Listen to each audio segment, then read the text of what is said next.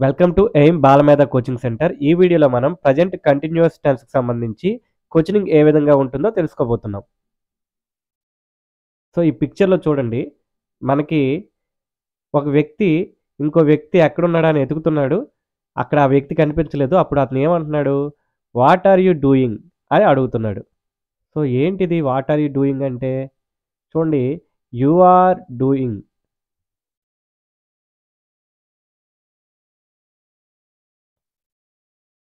You are doing అంటే ఏంటి? మనందరికీ తెలుసు. యూ కాబట్టి ఇక్కడ ఆర్ పెట్టాము. డూయింగ్ అంటే నువ్వేదో చేస్తున్నావు అన్నట్టు అర్థం. అలా కాకుండా ఈ ఆర్‌ని గనక ముందుకి ఇక్కడ తీసుకొచ్చినట్లయితే ఇదేమవుతుంది? ఆర్ యూ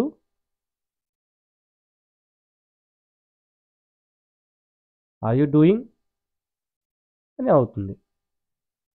సో, ఇక్కడ ఆర్ యూ డూయింగ్ అంటే అర్థం ఏంటి? మనందరికీ తెలుసు. ఏంటి? నువ్వేమైనా చేస్తున్నావా అని అర్థం. ఓకేనా? ముందుకు తెస్తే ఇక్కడ ఈ ఆర్‌ని గనక ముందుకు తెస్తే అది క్వెషన్ అవుతుంది. మనము ముందుగా చెప్పుకున్నట్లుగా ఇక్కడ వాట్ ఆర్ యూ డూయింగ్ అన్నాడు. ఓకేనా? వాట్ ఆర్ యూ డూయింగ్ అంటే వాట్ అంటే ఏమిటి అని అర్థం కదా! వాట్ ఆర్ యూ డూయింగ్ ఏం చేస్తున్నావు అని అర్థం అనమాట. ఓకేనా? ఈ విధంగా మనం క్వెషన్ ఫార్మేషన్ అయితే చేస్తాం. సో, ఇందాకలా మీకు ముందు వీడియోలో చెప్పింది ఏంటంటే, ఇంగ్ వచ్చినప్పుడు కొన్ని కొన్ని సందర్భాల్లో కొన్ని విధాలుగా మారుతది. అది ఏంటి? ఎలాగ ఉంటుందనేది ఇప్పుడు తెలుసుకుందాం.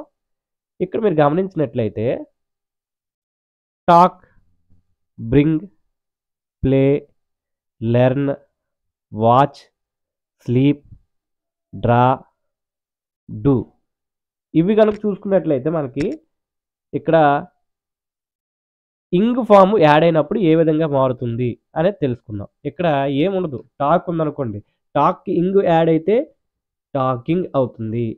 బ్రింగ్‌కి గనక ఇంగ్ యాడ్ అయిందనుకోండి. బ్రింగింగ్ అవుతుంది. అదే విధంగా ప్లేకి ఇంగ్ గాని యాడ్ అయిందనుకోండి. ప్లేయింగ్ అవుతుంది. అలా కాకుండా లెర్న్‌కి ఇంగ్ గాని యాడ్ అయిందనుకోండి. లెర్నింగ్ అవుతుంది. అలా కాకుండా వాచ్‌కి ఇంగ్ యాడ్ అయిందనుకోండి. వాచింగ్ అవుతుంది. అంటే ఏం లేదు, జస్ట్ ఇంగ్ యాడ్ అయిపోతుంది. ఇక్కడ ఏం చేయట్లే. అదే విధంగా మనం స్లీప్‌కి గనక ఇంగ్ యాడ్ చేస్తే స్లీపింగ్ అవుతుంది. డ్రాకి గనక ఇంగ్ యాడ్ చేస్తే డ్రాయింగ్ అవుతుంది. డూకి గనక ఇంగ్ యాడ్ చేస్తే డూయింగ్ అవుతుంది. ఇక్కడ మనకి ఎటువంటి ప్రాబ్లమ్ లేదు. జస్ట్ ఇంగ్ యాడ్ చేస్తున్నాం, కలిపేస్తున్నాం, చెప్పేస్తున్నాం. అలా కాకుండా ఇక్కడ సిట్‌కి మీరేదైనా నోట్స్ తీసుకోండి. ఇలాంటి ఇంపార్టెంట్ పాయింట్లు ఏమైనా చెప్పేటప్పుడు ఎక్కించుకోండి. దానివల్ల మీకు మళ్ళీ మళ్ళీ ఈ వీడియో చూడవలసిన అవసరం అయితే ఉండదు. ఇక్కడ సిట్‌కి మనం ఇంగ్ యాడ్ చేస్తున్నాం. సిట్ ప్లస్ ఇంగ్ ఏమవుతుంది? చాలామంది సిట్టింగ్ అని రాస్తారు. కానీ ఇక్కడ కాదు. టీ అనేది 2 సార్లు అంటే టీకి ఇంకో టీ యాడ్ చేసి సిట్టింగ్. ఓకేనా? ఇక్కడ స్విమ్. స్విమ్‌కి ఏమవుతుంది? ఇంగ్ యాడ్ చేస్తే చాలామంది స్విమ్మింగ్ అని రాస్తారు. కాదు. ఇక్కడ ఇంకో ఎమ్ యాడ్ అవుతుంది. స్విమ్మింగ్. ఓకేనా? అదే విధంగా గెట్‌కి ఇంకో టీ యాడ్ అవుతుంది. గెట్ ఇంగ్. అదే విధంగా రన్‌కి గూడాను ఇంకో ఎన్ యాడ్ అవుతుంది. రన్నింగ్. ఓకేనా? స్టాప్‌కి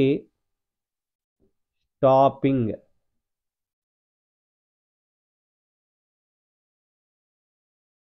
ఇక్కడ డబుల్ ఎల్ ఉంది కాబట్టి స్పెల్లింగ్. ఓకేనా? ఇక్కడ మీకు ఎందుకు ప్రత్యేకించి చెప్తున్నానంటే ఆల్రెడీ డబుల్ ఎల్ ఉంది కాబట్టి ఇక్కడ ఇంగ్ యాడ్ చేసినప్పుడు స్పెల్లింగ్ అంటే మళ్ళీ ఇంకో ఎల్ మనం యాడ్ చేయాల్సిన అవసరం లేదు. ఓకేనా? అంటే ఇది ఈ కేటగిరీకి వెళ్తుందనమాట. ఓకేనా? సో, జస్ట్ ఇంగ్ యాడ్ చేస్తే చాలు. తర్వాత పుట్టింగ్. ఓకేనా? తర్వాత కట్‌కి ఇంగ్ గాని యాడ్ చేస్తే ఇంకో టీ యాడ్ చేసి ఐఎన్‌జీ ఇంగ్. కట్టింగ్. అదే విధంగా ఇక్కడ చూడండి. ఈ పదాలు డాన్స్‌కి ఇంగ్ యాడ్ చేస్తే ఏమవుతుందనుకుంటున్నారు మీరు? ఓకే. డీఏఎన్‌సీఈఐఎన్‌జీ. నో. అది కరెక్ట్ కాదు. డీఏఎన్‌సీ ఈ ఈని తీసేసి దానికి ఐఎన్‌జీ యాడ్ చేయాలి. ఓకేనా? లాస్ట్‌లో ఈ ఉన్నట్లయితే ఈ విధంగా అవుతుంది. స్మోక్‌కి లాస్ట్‌లో ఈ తీసేసి ఐఎన్‌జీ యాడ్ అవుతుంది. అదే విధంగా రైట్‌కి గాని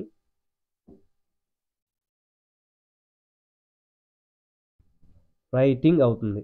సో, ఇవన్నీ కూడాను మీ ఓన్‌గా ట్రై చేయండి. యాడ్ చేయండి. ఆ విధంగా మీకు మారుతుంది. ఈ లాస్ట్‌లో ఉన్నప్పుడైతే ఈని అరేంజ్ చేసి దానికి ఇంగ్ అనేది యాడ్ చేస్తాం. అలా కాకుండా ఇక్కడ మనం యామ్, ఈజ్, ఆర్ గనక చూసుకున్నట్లయితే what, when, where, why, how, who ఎలా యాడ్ చేస్తాము. సో, దీంతో క్వెషను మనకి ముందు చెప్పుకునే ముందుగా మనం ముందు లెసన్‌లోది గుర్తు చేసుకుందాం. పాజిటివ్ సెంటెన్స్ అంటే ఏమిటి? She is running. ఓకే. ఇక్కడ తినేం చేస్తుంది? ఇక్కడ చూడండి. ఇక్కడ తినేం చేస్తుంది? She is running.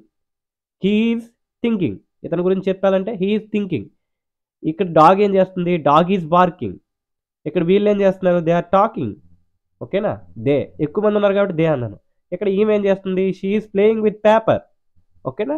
ఈ విధంగా మనం చెప్పుకుంటాం. ఇది గనుక చూసుకున్నట్లయితే మనకి ఎలా ఉంటుంది సబ్జెక్ట్? సబ్జెక్ట్ అంటే ముందుగా నేను చెప్పినట్టు షీ, హీ, ఇట్ అంటే పనిని ఎవరైతే చేస్తారో ఓకేనా? కర్త అంటారు మన తెలుగులోని. సో, ఇప్పుడు మనకి అలా ప్యూర్ తెలుగు ట్రాన్స్‌లేషన్ అయితే అవసరం లేదు. మీకు ఇప్పుడు అర్థమైతే చాలు.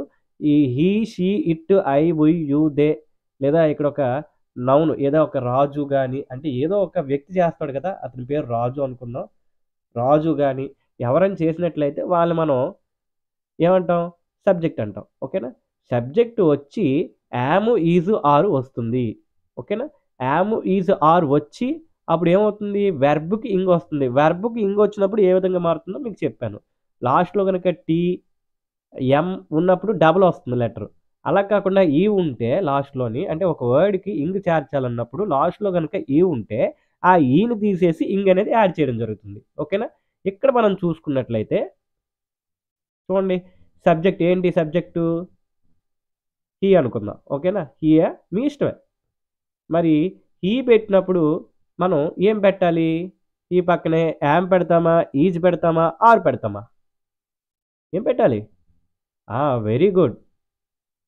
ఈజ్ పెట్టాలి.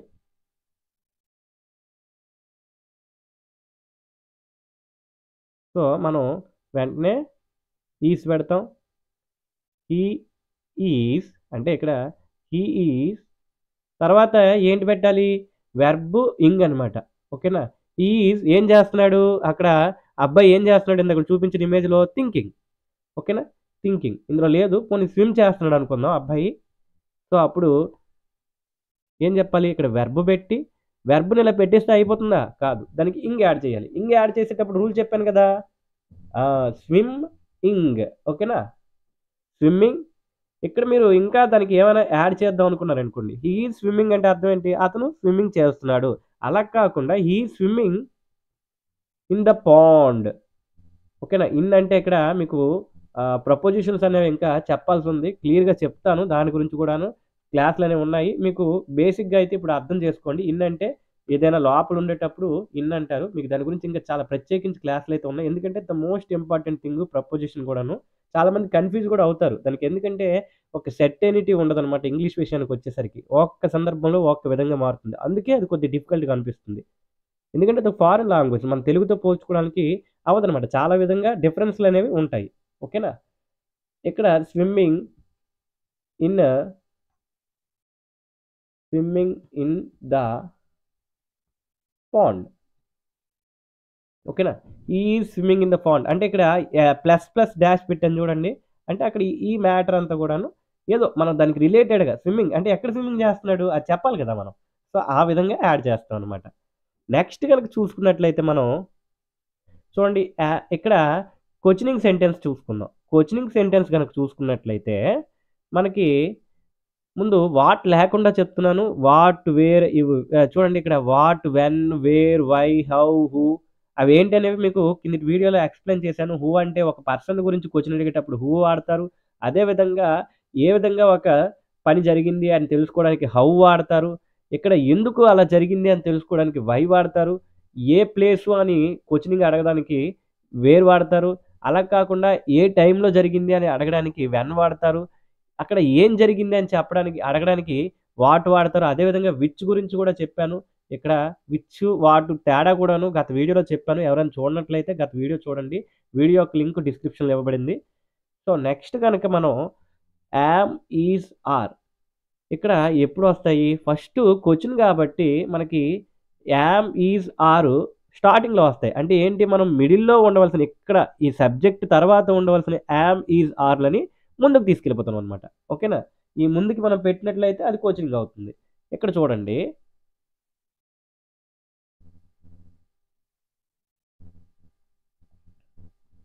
ఓకే. ఇక్కడ మనం చూసుకున్నట్లయితే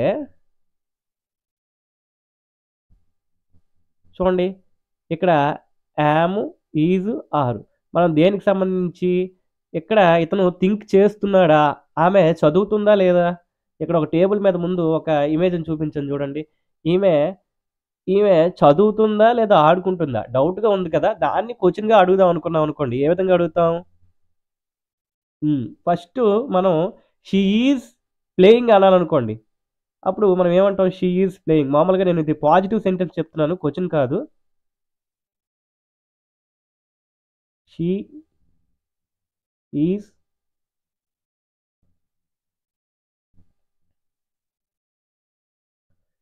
షీ ఈజ్ ప్లేయింగ్. అలా కాకుండా ఇప్పుడు ఆమె ఆడుతుందా అని అడగాలనుకోండి. ఈ ఈజ్‌ని కాస్త ముందుకు తీసుకెళ్ళిపోవాలి. అంటే ఈజ్ చూడండి స్టార్టింగ్ కాబట్టి క్యాపిటల్ లెటర్ ఎప్పుడు కూడా రాయాలి.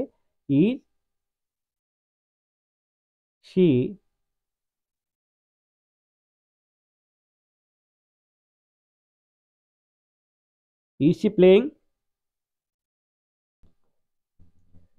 ఇక్కడ గనక మనం చూసుకున్నట్లయితే ఈ విధంగా మనం క్వెషన్‌ని అడుగుతాం అనమాట. ఇది లాస్ట్‌లో క్వెషన్ మార్క్ పెట్టాలి. ఓకేనా? లేకపోతే అది రాంగ్ అయిపోతుంది క్వెషన్ మార్క్. ఓకేనా? ఈ క్వెషన్ మార్క్ పెట్టడం మాత్రం మర్చిపోకండి. సో, ఈజ్ షీ ప్లేయింగ్ అంటే ఒక క్వెషన్ అనమాట ఇక్కడ. క్వెషన్ అడుగుతున్నట్టు. నెక్స్ట్ గనక మనం చూసుకున్నట్లయితే చూడండి ఇక్కడ పాజిటివ్‌కి తర్వాత క్వెషనింగ్‌కి డిఫరెన్స్ అనేది ఇచ్చాము. ఏంటి? యామ్, ఈజ్, ఆర్ మధ్యలో ఎక్కడుంటుంది? ఇది స్టార్టింగ్‌కొస్తే క్వెషన్ అంతే. ఇక్కడ లాస్ట్‌లో క్వెషన్ మార్క్ అనేది పెట్టాలి. ఓకేనా?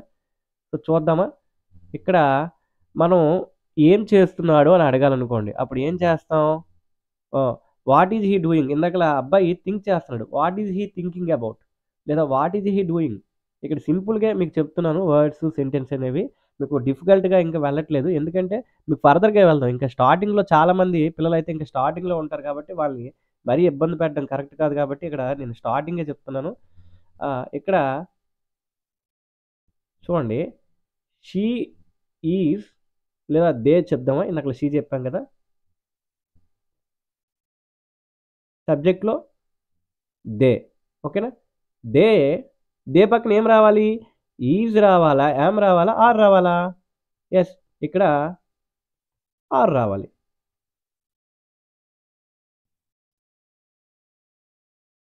ఆర్ అనేది రావాలి కాబట్టి మనం ఆర్‌ని ఇక్కడ తీసుకెళ్దాం.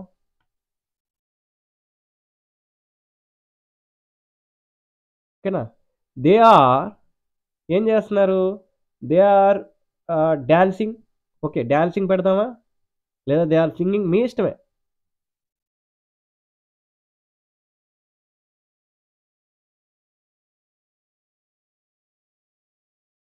దే ఆర్ సింగింగ్ అంటామా? రన్నింగ్ అంటామా? మన ఇష్టం. రన్ పెడతామా? డాన్స్ పెడతామా? మన ఇష్టం. ఏదో ఒకటి పెడదాం. సో, డాన్స్ అయితే పెడుతున్నాను. డాన్స్ ఇలా పెట్టిస్తే అయిపోతుందా అంటే అవ్వదు. డాన్సింగ్ ఓకేనా? డాన్సింగ్ ఓకేనా? ఈ తీసేసి ఇంగ్ పెట్టాను. ఎందుకంటే లాస్ట్‌లో ఈ ఉన్నప్పుడు చెప్పాను కదా! ఈ తీసేసి ఇంగ్ పెట్టాలి. డాన్సింగ్ ఆన్ ద స్టేజ్ ఓకేనా? ఇక్కడ యాడ్ చేస్తూ ఏదో ఎక్స్‌ట్రాగా డాన్సింగ్ ఏం చేస్తున్నారు? ఫర్ ఎ సాంగ్ ఓకేనా? లేదా dancing on the stage. Dancing on the stage లేదా డాన్సింగ్ విత్ దేర్ పేరెంట్స్ ఓకేనా? ఆన్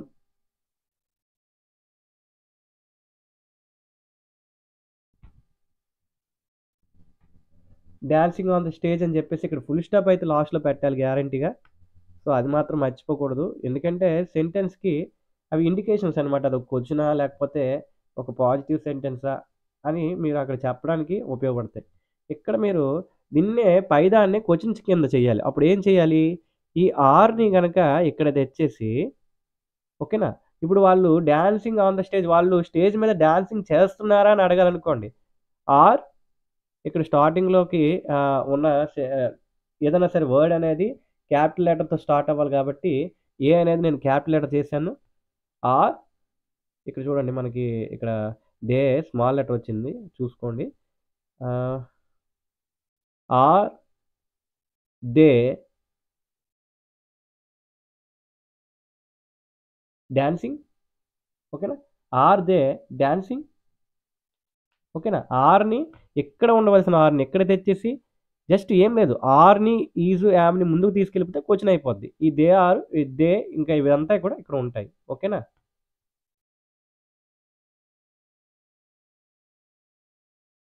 లాస్ట్‌లో అయితే క్వెషన్ మార్క్ పెట్టాలి. క్వెషన్ మార్క్ ఆల్రెడీ అక్కడ పెట్టేసుంది. So, are they dancing on the stage? వాళ్ళు స్టేజ్ మీద డాన్స్ చేస్తున్నారా? అని అడిగినట్లనమాట. ఓకేనా? నెక్స్ట్ గనక మనం చూసుకున్నట్లయితే సో, అది క్వెషను. తర్వాత వాళ్ళు స్టేజ్ మీద డాన్స్ చేస్తున్నారు. ఎందుకు చేస్తున్నారో తెలీదు.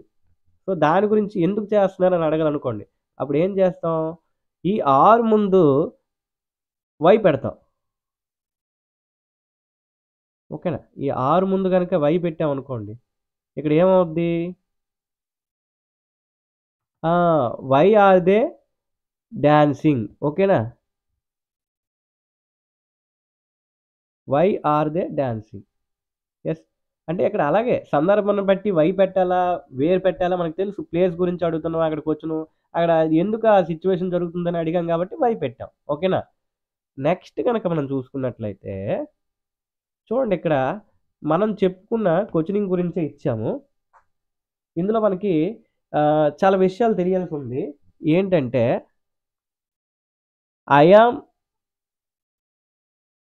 డూయింగ్ ఓకేనా? ఇది ఆల్రెడీ మనకు తెలిసిందే. ఐ యామ్ డూయింగ్ లేదా ఐ యామ్ వర్కింగ్ లేదా I am going I am staying ఆ విధంగా చెప్పొచ్చు. ఓకేనా? లేదు దీన్నే క్వెషన్ కింద అడగాలనుకోండి. చూడండి ఇక్కడ ఐ యామ్ డూయింగ్ అని అడగాల్సిన దగ్గర am I doing? I am doing ఏమని చెప్దాం? My work. I am doing home work అన్నాం అనుకోండి.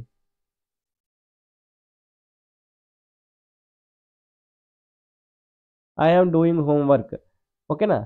ఇక్కడ I am doing home work అన్నప్పుడు దీన్ని క్వెషన్ కింద అడగాలనుకోండి. నేను హోమ్ వర్క్ చేస్తున్నానని చెప్పింది. అక్కడ నేను చేస్తున్నానా అని అడగాలనుకోండి. ఇక్కడ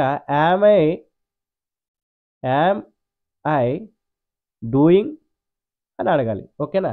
లేదా am I working? Am I going? ఆ విధంగా అడగాలి.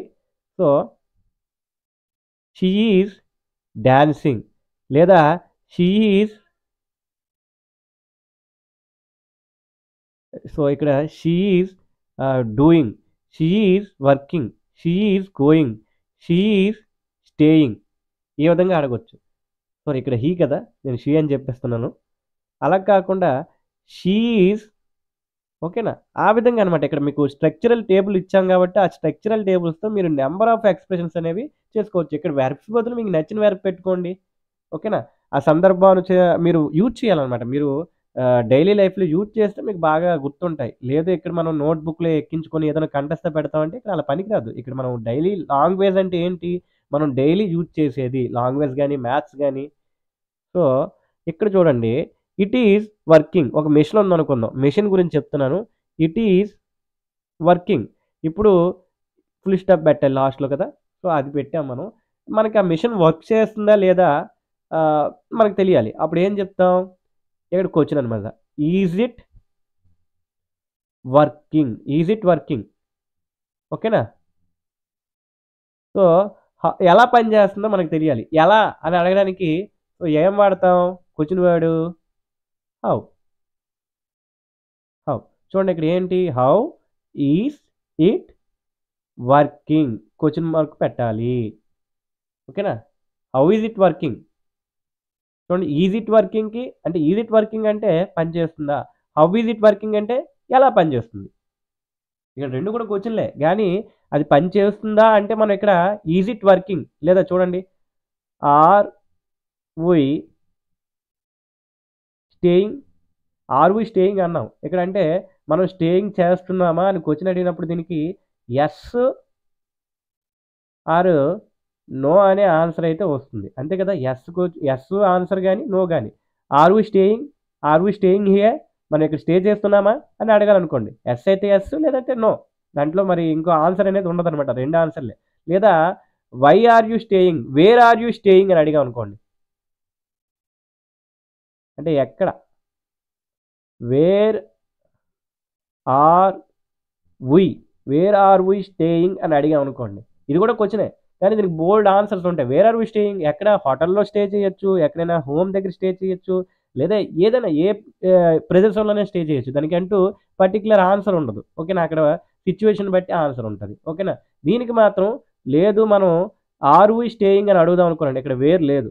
వేర్ లేకుండా ఆర్ వి స్టేయింగ్ అంటే అక్కడ స్టేయింగ్ చేస్తున్నామా లేదా, ఆర్ వి స్టేయింగ్ మనం స్టే చేస్తున్నామా లేదా, ఎస్ అయితే ఎస్ లేకపోతే నో, అంతే. సో మీకు ఇక్కడ డిఫరెన్స్ అర్థమైంది అనుకుంటున్నాను, క్వశ్చన్ వర్డ్ పెట్టిన దానికి క్వశ్చన్ వర్డ్ పెట్టిన దానికి.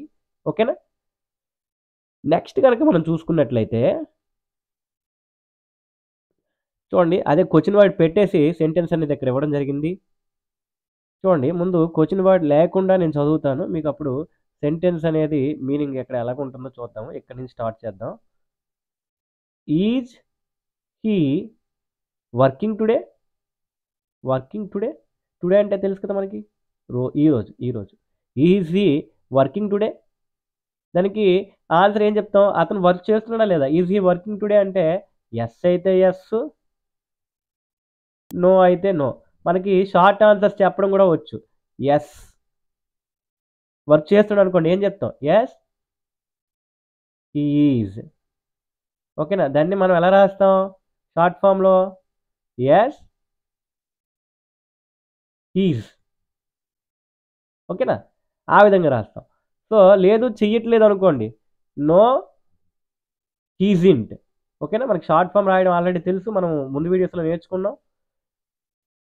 ఇక్కడ చూడండి, మనకి ఎస్ఆర్ నో టైప్ క్వశ్చన్స్ అంటారు వీటిని. అలా కాకుండా ఇక్కడ నేను వేరు తగిలించి అడిగాను.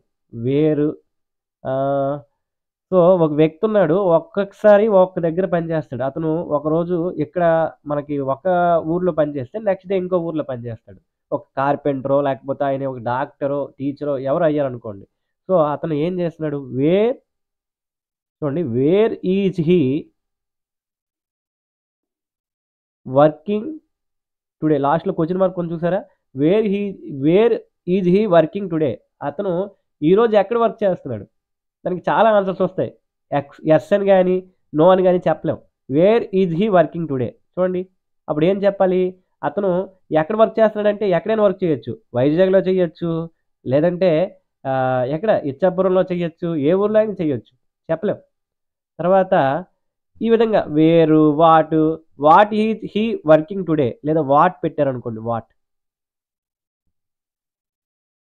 What is he working today అన్నారనుకోండి, ఏమవుద్ది, అతను ఈరోజు ఏం చేస్తున్నాడు, కార్పెంటర్ పని చేస్తున్నాడా, లేదా ఒక మెషిన్ తయారు చేస్తున్నాడా, లేకపోతే ఇంటికి వెళ్ళి రెస్ట్ తీసుకున్నాడా, what is he doing, what is he working today. ఓకేనా, వాట్ ఈజ్ హీ వర్కింగ్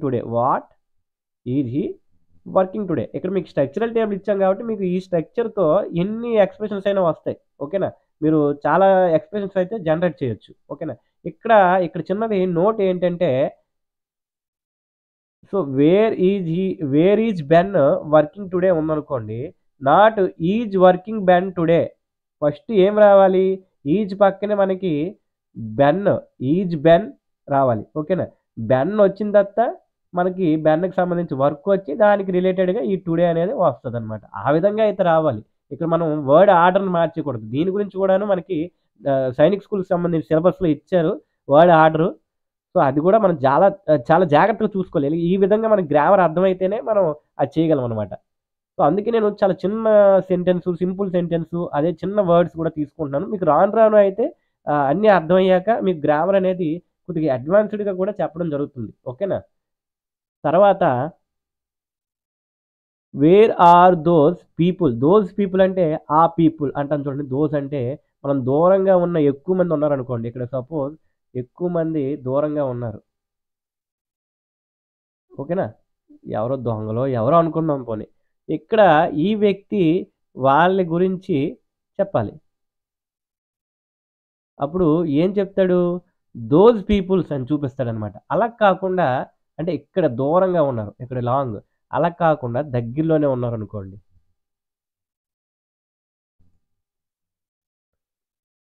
ఏమంటాడు? దీస్ పీపుల్ అంటాడనమాట. ఇక్కడ దీస్. దోస్, దీస్ అనే 2 పదాలు మీకు అర్థం కావాలి. దూరంగా ఉన్న కొంతమందిని చెప్పాలంటే దోస్ అంటారు. దగ్గరగా ఉన్న కొంతమంది గురించి చెప్పాలంటే దీస్ అంటారు. ఓకేనా? వేర్ ఆర్ దోస్ పీపుల్ అంటే ఆ పీపుల్ దూరంగా ఉన్న పీపుల్. అదే కాకుండా దగ్గరగా ఉన్న పీపుల్ అయితే ఈ పీపుల్. ఓకేనా? Where are those people going? ఆ పీపుల్ ఎక్కడికి వెళ్తున్నారు? అంతేగాని నాట్ వేర్ ఆర్. చూడండి ఇక్కడ వేర్ పక్కన ఆర్ ఉంది సరిపోయింది. వేర్ ఆర్ ఇక్కడ వరకే సరిపోయింది. మనకి ఆర్ తర్వాత ఏం రాయాలి? ఫస్ట్‌లో ఎప్పుడైనా సరే మనకి క్వెషన్ వర్డ్ వస్తది. అది మనకి తెలిసిందే. తర్వాత మనకి ఈజు, యాము, ఆరు వస్తుంది. ఆ తర్వాత గోయింగ్ చూడండి ఇక్కడ రాశాడు. గోయింగ్ అని రాశారు. ఇక్కడ తప్పు. ఏంటి రావాలి ఇక్కడ మనకి? వేర్ ఆర్ వెంటనే మనకి సబ్జెక్ట్ రావాలి. సబ్జెక్ట్ ఎవరు? Those people. ఓకేనా? ఈ దోస్ పీపుల్ అనేది ఇక్కడ రావాలి. దోస్ పీపుల్ తర్వాత రావాల్సింది గోయింగ్ అనమాట. మనకి ఇక్కడికి గోయింగ్ అనేది రావాలి. ఓకేనా? దీన్ని కరెక్ట్‌గా అందుకే where are those people going చూడండి. Where are those people going ఇది స్ట్రక్చర్ అనమాట. ఈ విధంగానే ఉండాలి. ఫస్ట్ ఎప్పుడైనా క్వెషన్ వర్డ్ ఉండాలి. ఓకేనా? క్వెషన్ వర్డ్ ఉండాలి. తర్వాత ఏముండాలి? మనకి ఈజు, యాము, ఆరు ఏదైతే అది ఉండాలి. నెక్స్ట్ ఏముండాలి? సబ్జెక్ట్ ఉండాలి. సబ్జెక్ట్ అంటే ఏమవుతుంది? He, she, it, I, we, you, they. దానికి తెలుసు మనకి ఏది రిలేటెడ్‌గా వస్తది. ఈజు, యాము, ఆరు. మనం ఆల్రెడీ నేర్చుకున్నాం. నెక్స్ట్ కనుక మనకి సబ్జెక్ట్‌కి సంబంధించి రిలేటెడ్‌గా వర్డ్స్ అంటే హి ఈజ్ స్విమ్మింగ్ అన్నాం అనుకోండి. ఎందులో స్విమ్ చేస్తున్నాడు? ఇన్ ఎ పాండ్ లేదా ఇన్ ఎ స్విమ్మింగ్ పూల్. ఓకేనా? In a swimming pool. ఓకేనా? ఆ విధంగా ఇక్కడ రాయాలనమాట. ఇక్కడ ఏదైతే ఆ సందర్భానుచితంగా రాస్తాం. లాస్ట్‌లో క్వెషన్ మార్క్ పెట్టాలి. ఓకేనా? సో, నెక్స్ట్ కనుక మనం చూసుకున్నట్లయితే are you feeling okay? Are you feeling okay? Yes I am fine thanks. ఇక్కడ మనం సెంటెన్స్‌ని స్ట్రక్చర్స్‌ని చూద్దాము. ఇక్కడ మీరు ఏంటనేది ముందుగానే గెస్ చేయండి. Are you feeling okay? Feeling అంటే ఎలా ఉంది? అనుభూతి చెందడం అనమాట. I feel very hot. ఇక్కడ మన రూమ్‌లో హాట్‌గా ఉందనుకోండి. ఎండాకాలం హాట్‌గానే ఉంటుంది కదా! లేదు ఏసీ ఉంది. చాలా కూల్‌గా ఉంది. ఎక్కువలో పెట్టేశారు. అప్పుడు ఆర్ యూ ఫీలింగ్ ఓకే? అంటే నీకు బానే ఉందా? లేదా ఐ ఫీల్ ఇప్పుడు నేను ఏసీ ఉంది. చాలా చల్లగా ఉంది. I feel comfortable. లేదా నాకు చాలా చలిగా ఉంది. I feel cold. ఓకేనా? ఆ విధంగా చెప్పొచ్చనమాట. Are you feeling okay? అంటే ఇక్కడ yes, yes I am fine. Thank you. ఇక్కడ ఎవరైనా పడిపోయారనుకోండి. ఎవరైనా పడిపోవడం గాని, లేకపోతే ఏదైనా అయిందనుకోండి. అప్పుడు మనం అడగొచ్చనమాట. ఈ ఎక్స్‌ప్రెషను మనం ఉపయోగించొచ్చు. ఏంటి? Are you feeling okay? నీకు బాగానే ఉందా? అని జెప్పేసి మనం ఉపయోగించొచ్చు. ఓకేనా? Is it raining? Is it raining అంటే అది వర్షం పడుతుందా? మనం చెప్పాం కదా! ఇట్ ఈజ్ రైనింగ్ అంటే వర్షం పడుతుంది. అదేవిధంగా టైంకి సంబంధించి కూడాను ఈజ్ ఇట్ ఇట్ ఈజ్ అని చెప్తాం గదా! ఇట్ ఈజ్ 10:00 నౌ లేదా ఇట్ ఈజ్ 10:30 ఆ విధంగా చెప్తాం గదా! సో, నెక్స్ట్ గనక ఈజ్ ఇట్ రైనింగ్ ఓకేనా? దానికి ఆన్సర్‌గా ఏమని చెప్పాడు? రైన్ పడుతుందా? ఈజ్ అని ముందు పెట్టాడంటే ఇక్కడ క్వెషన్ అవుతుంది. ఓకేనా? ఈజ్, యామ్, ఆర్‌ని ముందు పెట్టి అడిగినట్లయితే అది క్వెషన్ అవుతుంది. మనకు తెలుసు కదా! Yes take an umbrella. Take an umbrella అంటే తీసుకుపో అంటాం కదా మనం. తీసుకువెళ్ళు అంటాం కదా! దానికోసం టేక్ వాడతారనమాట. Take an umbrella. ఓకేనా? Take an umbrella. అంబ్రెల్లాని తీసుకువెళ్ళు అని చెప్పేసి సజెస్ట్ చేస్తున్నారనమాట. ఒక అంబ్రెల్లాని తీసుకెళ్ళమంటున్నారు. అంబ్రెల్లా బావుందా? Where are you wearing a చూడండి వై ఎందుకో తెలీదు. Wearing coat. చూడండి కోట్ ఎందుకు ఏసుకున్నారో తెలీదు కాబట్టి ఇక్కడ వై అని వాడారు. Are you why are you wearing are చూడండి వై అనేది క్వెషన్ వర్డ్ దాని వెంటనే ఆర్ ఈజ్ యామ్ ఆర్‌లో ఆర్ పెట్టారు. యూకి కాబట్టి ఇక్కడ ఆర్ పెట్టారు. ఓకేనా? యూకి కాబట్టి ఆర్ పెట్టారు. Why are you wearing a coat. Wearing అంటే వేసుకోవడం అనమాట. ధరించడం. మనం కరెక్ట్‌గా ప్యూర్ తెలుగులో చెప్పాలంటే. Why are you wearing a coat. Wearing a coat అంటే దీనికి ah, it's not cold. Why are you wearing a coat? It's not cold. It's not cold అంటే ఇట్స్ కోల్డ్ అంటే చల్లగా ఉంది. ఇట్స్ నాట్ కోల్డ్ అంటే ఇది చల్లగా లేదు. అలాంటప్పుడు ఎందుకు why are you wearing a coat అని చెప్పేసి అడుగుతున్నారనమాట ఇక్కడ. వాట్స్ అంటే వాట్స్ అంటే మీకు తెలుసు కదా, వాట్ ఈజ్, దీన్నే షార్ట్ ఫామ్. ఓకేనా? What's Paul doing. What's Paul doing అంటే అర్థం ఏంటి? What is Paul doing. ఓకేనా? What's Paul doing? He's studying for his exams. He's studying for his exams. ఓకేనా? What's Paul doing? He's studying for his exams. What are the children doing? చూడండి, what are the children, what are అంటే ఇక్కడ చూడండి question word తర్వాత మనకి is yam ఆరులో ఆరు. దేనికోసం ఆరు వాడారు ఇక్కడ? ద చిల్డ్రన్ అంటే ఎక్కువ మంది కదా, ఎక్కువ మంది కాబట్టి ఇక్కడ ఆరు వాడారు. ఓకేనా? Doing, what are they doing? They are watching TV. Look, they is Emily. Where is, చూడండి వేర్స్ అంటే where is she going, where she going. అంటే చెప్పాను కదా, నేటివ్ స్పీకర్లా మాట్లాడాలి అనుకుంటే మాత్రం మీరు షార్ట్ ఫామ్స్ వాడాలి, అప్పుడు ఖచ్చితంగా నేటివ్ స్పీకర్ లాగా ఉంటుంది. ఓకేనా? Who are you waiting for? Waiting for అంటే ఎవరి కోసం వెయిట్ చేస్తున్నారని అడుగుతున్నారు. ఇక్కడ మీకు ఫర్ వాటికి సంబంధించి ప్రపోజిషన్స్ నెక్స్ట్ క్లాస్లో అయితే తీసుకోబోతున్నాం. Are you waiting for shoe? Are you waiting for shoe ఏమని అడుగుతున్నారు? Are you waiting for shoe? Why are you waiting? ఇక్కడ చూడండి చాలా తేడా. Who are you waiting for? Who are you waiting for అంటే ఎవరి కోసం వెయిట్ చేస్తున్నావు అని అర్థం. అలా కాకుండా are you waiting for shoe అంటే నువ్వు షూ కోసం వెయిట్ చేస్తున్నావా అని అర్థం అనమాట. ఓకేనా? ఇక్కడ చూడండి మనకి ఆర్ యూ గోయింగ్ నౌ అంటే దానికి మీ ఆన్సర్ చెప్పండి. Are you going now? ఎక్కడికైనా వెళ్తున్నారా? సో మీ ఆన్సర్ ఏదనేది షార్ట్ ఫామ్లో చెప్పండి. వెళ్తున్నట్లయితే వెళ్తున్నాం అని చెప్పండి, లేదంటే లేదని చెప్పండి. వెళ్తున్నారా? లేదు కదా, మీరు ఇక్కడ వీడియో చూస్తున్నారు కదా, మరి ఎక్కడికి వెళ్తారు? వెళ్ళరు కదా. అప్పుడు ఏమని చెప్పాలి? No I'm not. లేదా వెళ్తున్నట్లయితే వెళ్ళండి, వెళ్ళినప్పుడు ఏం చెప్తారు? Yes I am. వెళ్ళట్లేదు కాబట్టి చూడండి వెళ్ళిపోతున్నాడు ఇక్కడ, ఎస్ ఐ ఆమ్ అని చెప్పాడు. అలా కాకుండా is Ben working today, is Ben working today అని చెప్పేసి అడగాలనుకోండి. అంటే ఈజ్ బెన్ వర్కింగ్ టుడే అంటే బెన్ ఈరోజు వర్క్ చేస్తున్నాడా, దానికి ఏంటి షార్ట్ ఫామ్ అడుగుతారు? అది షార్ట్ ఫామ్ ఏది సమాధానం ఇస్తారు మీరు? ఈజ్ బెన్ వర్కింగ్ టుడే అంటే ఎస్ హీ ఈజ్, అతను వర్క్ చేస్తున్నాడు అనమాట. Yes he is. Is it training? ఇప్పుడు చూడండి మీకు raining, is it training outside? కురుస్తుందా లేదా? కురినట్లయితే నో ఇట్స్ నాట్, లేదా దాన్నే షార్ట్ ఫామ్గా ఇట్ ఈజ్ ఇంట్ అని రాశారనమాట. ఇక్కడ are your friends staying at hotel? Are your friends అంటే యువర్ అంటే తెలుసు కదా మనకి, ఆల్రెడీ ప్రనౌన్స్ గురించి చెప్పుకున్నాం. యువర్ ఫ్రెండ్స్ అంటే నీ యొక్క ఫ్రెండ్స్ అనే అర్థం వస్తుంది. Are your friends staying at hotel? Yes అయితే ఎస్, నో అయితే నో. ఓకే, ఇక్కడ ఏంటి? నో దే ఆర్ంట్ అంటే no they aren't short answer అనమాట. No they aren't, they are not staying అని పూర్తిగా అనకుండా, దే ఆర్ నాట్ స్టేయింగ్ అని పూర్తిగా అనకుండా సింపుల్గా నో దే ఆర్ంట్ అని షార్ట్ ఫామ్లో ఆన్సర్ చెప్పారనమాట. ఏంటి? They are staying with me. ఈ వీడియోలో మనం ప్రజెంట్ కంటిన్యూస్ టెన్స్కి సంబంధించి మనం క్వశ్చనింగ్ ఫాము అయితే ఎలా ఉంటుందో తెలుసుకున్నాం. అయితే దీనికి సంబంధించి ఎక్సర్సైజ్ 4 మీకు మేము ఇచ్చిన వర్క్షీట్లో చేయండి. ఏమైనా డౌట్లు ఉన్నట్లయితే మన వాట్సాప్ గ్రూప్లో పోస్ట్ చేయండి. అదేవిధంగా దీనికి సంబంధించిన ఆన్సర్స్ అనేది రేపైతే మన వాట్సాప్ గ్రూప్లో పెట్టడం జరుగుతుంది. మీకు మీరే సెల్ఫ్ కరెక్షన్ చేసుకోండి. ఇంకా డౌట్ ఉంటే వాట్సాప్ గ్రూప్లో పెట్టండి. Thank you.